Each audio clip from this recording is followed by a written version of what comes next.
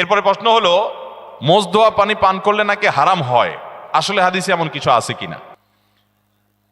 মোজ ধোয়া পানি খেলে বা মোজ লাগলে কোনো কিছু খেতে গেলে সেটা হারাম বলে হয়। হারাম তো পরের কথা, অনেকে বলে মাকরু, হারামও হবে না মাকরুও হবে না। কারণ মোজ যদি থাকে আর পানি যদি আপনি খেতে যান তো একটু আধটু লাগবেই লাগবে, যত ছোট থাকুক একটু হইলেও লাগবে। এখন যদি বলেন যে না আমি লাগাবো না, তাহলে মোজ বড় রাখতে হবে অনেক, এবং সে মোজ কিছু একটা দিয়ে চিমটি দিয়ে ধরে উঠে ধরে তারপর খাইতে হবে। এছাড়া তো আমি কোনো উপায় দেখি না। কারণ যদি ছোট ছোট মোজ হয়, পানি খাবেন আর লাগবে না, তাহলে ঠোঁট ধরে উঠে রাখতে হবে। তাহলে বোঝা গেল এটা ভুয়া, ভিত্তিহীন কথা।